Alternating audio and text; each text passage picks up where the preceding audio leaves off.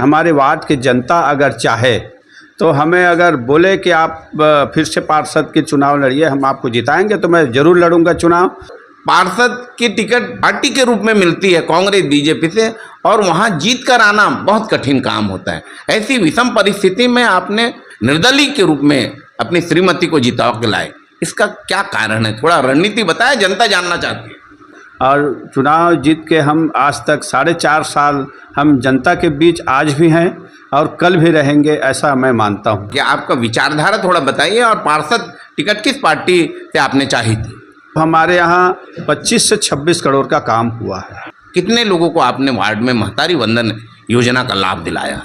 ये भी सुनने में आता है कि राशन दुकान में वहीं पर चावल का पैसा दे दिया जाता है उनको, और चावल बेच दिया जाता है राशन दुकान के संचालकों के द्वारा। क्या कहेंगे? वहाँ जो फ़ोन आता था तत्काल उनको अस्पताल ले जाने के लिए व्यवस्था करते थे। कई बार तो ऐसा लगा कि किसी को प्लाज्मा खून की ज़रूरत, हम कार्यकर्ता और बिना जान के बाजी लगा करके उसको भिलाई और दुर्ग से उसको प्लाज्मा ला करके अस्पताल में दिए। दोनों पार्टियों के बीच में आपकी लोकप्रियता बनी हुई है, आपकी सक्रियता देख के लगता है, फिर भी किस पार्टी को ज़्यादा झुकाव है आपका? मैं किसी पार्टी या विशेष का ऐसे नाम नहीं लूँगा। मेरे वार्ड की जनता, मेरे कार्यकर्ता मेरे को जो आदेशित करेंगे वो मैं सर आँखों में।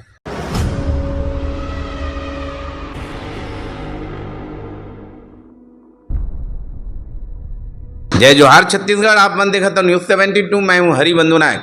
न्यूज़ 72 की टीम आज कामरेड सुधीर मुखर्जी वार्ड क्षेत्र में आई हुई है, जहां पर हम पार्षद कार्यालय में पार्षद प्रतिनिधि उनके पतिदेव जी से भेंट वार्ता करने आए हैं कि यहाँ 4.5 वर्ष होने जा रहे हैं और पार्षद का कार्यकाल लगभग समाप्ति की ओर है। आने वाले समय में नगरीय निकाय का चुनाव लड़ा जाना है।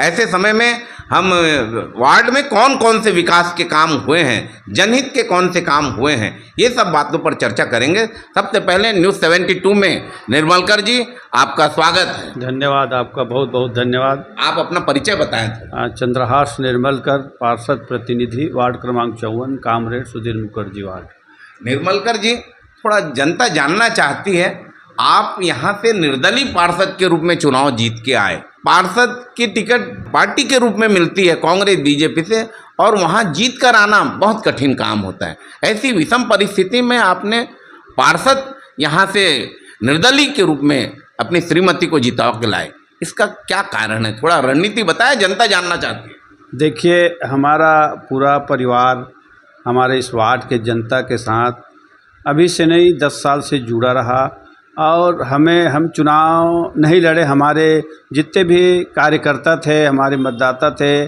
सभी कॉलोनी वासी थे, हमारे मोहल्ले वासी थे। इन्होंने हमें प्रेरित किया कि आप पार्षद का चुनाव लड़िए, क्योंकि हमारे इस वार्ड क्रमांक 54 सीट जो है ओबीसी महिला के लिए आरक्षित थी। तो हमने अपनी श्रीमती उमा निर्मलकर को यहाँ से प्रत्याशी वार्ड के हमारे मतदाताओं के कहने पर हमने उसको उतारा मैदान में, और सभी ने एकजुट होकर के निर्दलीय के रूप में हमें चुनाव जिताए। और चुनाव जीत के हम आज तक 4.5 साल हम जनता के बीच आज भी हैं और कल भी रहेंगे, ऐसा मैं मानता हूं। कौन से पार्टी में आपने रहकर काम किया? आपका विचारधारा थोड़ा बताइए, और पार्षद टिकट किस पार्टी से आपने चाही थी? मैं पहले तो टिकट में भारतीय जनता पार्टी से मांगे थे, लेकिन मैंने किसी पार्टी का सदस्य नहीं था, तो हो सकता है पार्टी गाइडलाइन जो होता होगा, मेरे को टिकट नहीं दिया गया। तो मैंने हमारे वार्ड की जनता के इच्छा अनुरूप निर्दलीय चुनाव जीता, और हमारे माननीय विधायक सत्यनारायण शर्मा जी का जो काम देखा था, तो मैं उससे प्रभावित होकर के मैं कांग्रेस की सरकार को समर्थन किया, सपोर्ट किया, और उनके साथ मिल कर के मैं वार्ड के विकास को आगे बढ़ाया। और हमारे वार्ड में जो विकास हो रहा है, हमारी जनता से आप पूछ लीजिएगा, सब तरफ हमने विकास का काम करवाए, चाहे वो कोई भी निधि से हो, चाहे विकास निधि से हो, सामान्य निधि से हो, संधारण से हो, राज्य परिवर्तित हो, मंडी बोर्ड से हो या पीडब्ल्यूडी से हो। जहां हमको पैसा दिया, माननीय विधायक सत्यनारायण शर्मा जी हमें बहुत ही सहयोग और साथ दिए, और हमारे नेता के रूप में और एक विधायक के रूप में हमारे वार्ड के लिए बहुत बहुत काम हमको दिया, ऐसा हम अपने ओर से मानते हैं, हमारी जनता मानती है। वार्ड के लिए कौन कौन से विकास के काम करवाए हैं? सड़क, पानी, निर्माण से संबंधित, सड़क से संबंधित, बिजली से संबंधित। अब विकास का मुख्य रूप से बताऊं तो हमारे यहाँ 25 से 26 करोड़ का काम हुआ है। इसमें मुख्य रूप से मैं हमारे वार्ड के अंतर्गत जो डुंडा ग्राम आता है, चूँकि ये 10 साल होने जा रहा है, ये ग्रामीण क्षेत्र है। ग्रामीण क्षेत्र को 10 साल से वार्ड में नगर निगम में जुड़ा है, शहरीकरण बनाने हैं तो, लेकिन अभी भी बहुत काम बाकी है। जैसे डुंडा का शमशान घाट का आप काम देखिए, वहाँ का सौंदर्यीकरण देखिए, तालाब का सौंदर्यीकरण देखिए, शीतला तालाब का सौंदर्यीकरण देखिए। और हमारे वार्ड में अधिक कॉलोनी में जैसे विकास शुल्क का पैसा है, हमने 2 कॉलोनी का जो पैसा था सारस्वत नगर का, वहाँ 3 करोड़ 85 लाख रुपया का रोड और नाली का निर्माण हुआ। वहाँ के मतदाता, वहाँ के अध्यक्ष को आप जा कर के पूछ सकेंगे कि ये काम सभी के सामने हुआ। हमारे श्रद्धा विहार है, वहाँ 1 करोड़ 75 लाख का विकास निधि से काम हुआ। 2 करोड़ 98 लाख का विभिन्न क्षेत्र में PWD के माध्यम से रोड बनाए, नाली बनाए। और 10 करोड़ 25 लाख जो बहुत पुराना रोड था कांदूर रोड, उनको बनाए। जिस बोरिया कांदूर रोड से बोरिया बस्ती आते थे, वो रोड में इतना दलदल था, हम चुनाव जीतते हैं उसको माननीय पूर्व विधायक जी को बोल करके, माननीय सत्यनारायण जी को बोल करके उस रोड को तत्काल स्वीकृत कराया और वो रोड आज चमचमाती हुए रोड बना है। पानी का हमारे वार्ड में बहुत समस्या था, हमने आदरणीय महापौर ढेबर जी को बोल के, हमारे विधायक जी को बोल के, ये पानी बिना उद्घाटन किए, टंकी का बिना उद्घाटन के हमने हमारे वार्ड को पानी की समस्या से निजात दिलाया। आज 85% पानी हमें मिलता है, उससे निजात मिला है। कुछ 15% क्षेत्र बचा है जो कॉलोनी अभी डेवलप हो रहा है, वहाँ पाइपलाइन नहीं बिछा है, लेकिन उनकी स्वीकृति के लिए हमारे द्वारा शासन प्रशासन मंत्रालय को चला गया है। करीब 2 करोड़ 29 लाख का स्वीकृति वहाँ भेजे हैं। और अभी बहुत सारा नया कॉलोनी है, जिसका जैसे मैं बता दूं कि सिद्धि विनायक कॉलोनी है, दुर्गा विहार है, अक्षत विहार है, निखिल विहार है और चंद्रिका विहार है, ओम नगर है। इनकी स्वीकृति के लिए लगभग 10 करोड़ का प्रस्ताव हम शासन को भेजे हुए हैं और धीरे धीरे करके ये फाइल स्वीकृत हो रहा है। तो मैं तो चाहता हूं कि हमारे वार्ड में जो स्कूल का मांग था, तो 24 लाख रुपया का स्कूल डुंडा प्राथमिक शाला में हमने हमारे द्वारा वहाँ के सौंदर्यीकरण के लिए 20 लाख रुपया, बाउंड्री वाल मिडिल स्कूल में डुंडा का 7 लाख रुपया, प्राइमरी स्कूल बोरिया खुर्द का 20 से 22 लाख रुपये का वहाँ नया शाला भवन बनाया। और हमारे वार्ड में हमारी मांग पर पूर्व मुख्यमंत्री भूपेश बघेल द्वारा पौनी पसारी का भी हमारे वार्ड को सौगात दिया, जिसका भी कुछ दिन में उद्घाटन होने वाला है। तो मैं पिछले सरकार में मिल कर के जो काम किया हूँ, मेरे वार्ड के जनता के साथ जो मिल के काम किया हूँ, मैं संतुष्ट तो नहीं हूँ, क्योंकि अभी भी काम बाकी है। अब मेरा कार्यकाल, मेरी श्रीमती का कार्यकाल कुछ ही दिन बचा है। अब आगे जनता जो बात करेगी, आशीर्वाद देगा, जनता जो चाहेगा वही मैं अपने तरफ से करूंगा, और इससे ज़्यादा और कुछ नहीं कर सकता। धन्यवाद। इस क्षेत्र में बड़ी बड़ी गाड़ियां मेन मुख्य मार्ग से यहाँ प्रवेश करती हैं, आए दिन समाचार पत्रों में हमको देखने को मिलता है। इसके लिए आप क्या कीजिए? ये जो बड़ी गाड़ी आता है, चूँकि ये ओल्ड धमतरी रोड है, पुराने धमतरी रोड के नाम से जाना जाता है, तो अभी ये पुराने धमतरी रोड का जो सौंदर्यीकरण हुआ है, जो नया रोड बनाया है, जो ये नेशनल हाईवे रोड बन गया है, तो जैसे अपन अभनपुर से, जगदलपुर से जो बैलाडीला से जो गाड़ी आता है, दंतेवाड़ा से जो बड़ा गाड़ी आता है, वो पहले अभनपुर हो के पचपेड़ी नाका हो के शहर में प्रवेश करते थे। अब वो गाड़ियाँ की इस रोड 11 किलोमीटर कम पड़ता है, तो ये रोड इसी रोड में आना जाना शुरू कर दिया। इसके लिए 2 साल पहले माननीय पूर्व विधायक जी सत्यनारायण शर्मा जी ने ट्रैफिक पुलिस को और सीएसपी एसपी को लिखित वो आश्वासन मिला था। हमारे पास भी वो कागज़ पड़ा हुआ है कि एक टाइम निर्धारित किया जाए और डुंडा क्षेत्र से जहाँ शहर शुरू होता है वहाँ से कमल विहार होकर डाइवर्ट करके यहाँ से बड़े गाड़ी को निकाला जाए, लेकिन शासन प्रशासन ने इसको फॉलो नहीं किया। और चूँकि हमारा बोरिया और डुंडा ग्रामीण बेल्ट है, तो यहाँ गौ माता का बहुत सेवा किसान के द्वारा करते हैं और वो गौ माता रोड में बैठे रहते हैं, तो आए दिन एक्सीडेंट भी होता है, तो बहुत दुख की बात है। ये गौठान जो है, गौठान में जितने भी गाय और बैल भैंस रखे हैं, तो इनकी व्यवस्था किया जाए। ये हम तो शासन से भी मांग किए हैं कि इनकी व्यवस्था सुरक्षा किया जाए। महतारी वंदन की समस्या लेकर कुछ लोग महिलाएं अभी आपके पास आई हुई हैं। कितने लोगों को आपने वार्ड में महतारी वंदन योजना का लाभ दिलाया?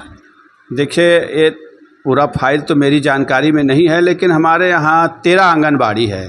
13 आंगनबाड़ी कार्यकर्ता के माध्यम से शासन ने इनका फार्म मंगाया था महतारी वंदन योजना के लिए, लेकिन कुछ क्राइटेरिया है, उसको शासन ही समझ पाएगा, महिला बाल कल्याण विभाग ही समझ पाएगा कि कुछ महिलाओं को 3 महीना मिला, उसके बाद कुछ माताओं को अब मिलना बंद हो गया। तो उन्होंने हमारे पार्षद कार्यालय में आके ये पूछते हैं कि हम लोग को 3 महीना मिला और 3 महीना के बाद क्यों नहीं मिल रहा है करके। तब ये जवाब तो मैं नहीं दे पाता, क्योंकि ये शासन का योजना है, शासन ही जवाब दे पाएंगे, इसके लिए मैं बाध्य तो नहीं हूँ। आप निर्वाचित जनप्रतिनिधि, आपके श्रीमती जी हैं, और महिलाओं से संबंधित महतारी वंदन लेकर अगर कोई आए तो आप कह देंगे या कि ये शासन की प्रक्रिया है? इससे आपकी जवाबदारी है कि जो भी आवेदन आते हैं पार्षद के लेटर पैड पर उनके निराकरण के लिए आवेदन लिखकर शासन को अग्रेसित कर सकते हैं, लेकिन हम देख रहे थे आपने नहीं किया, क्यों ऐसा? देखिए, इसके बारे में, महतारी वंदन के बारे में हम लोग एक बार संबंधित अधिकारी से मिले थे, महिला बाल कल्याण विभाग के लिए। तो लिखित में आपने कोई कार्रवाई लिखा पढ़ा? कलेक्टर साहब को नॉलेज में लाना चाहिए, जनप्रतिनिधि आपका अधिकार है। अभी क्या है, ये 1-2 महीने से ही ये प्रॉब्लम आ रहा है। पहले तो चुनाव से पहले सबको मिल रहा था, अब ये प्रॉब्लम आ रहा है तो कुछ माताएं आ रहे हैं। अब हम बात करेंगे, अभी जोन कमिश्नर से बात करेंगे, इसका क्या तरीका है, इसको क्यों नहीं दिया जा रहा है, उससे हम जानकारी मांगेंगे। उसके बाद हम अपने वार्ड के महिलाओं को लेकर कलेक्टर के पास जाएंगे, जिसको नहीं मिल रहा है। सबको आश्वासन दे रहा है कि एक बार कलेक्टर के पास जाएंगे, आखिर मिलना चाहिए। पहले मिल रहा था तो अब क्यों नहीं मिल रहा है, ये जानकारी लेने के लिए हम लोग ये एक टाइम निकाल रहे हैं, फिर इसके बाद हम लोग जाएंगे कलेक्टर के पास। वार्ड में कानून व्यवस्था को लेकर आप क्या कहेंगे? वार्ड में देखो, अभी एक थाना टिकरापारा थाना है, मेरे वार्ड में 2 थाना आते हैं। एक टिकरापारा थाना आता है, एक मुजगहान थाना आता है।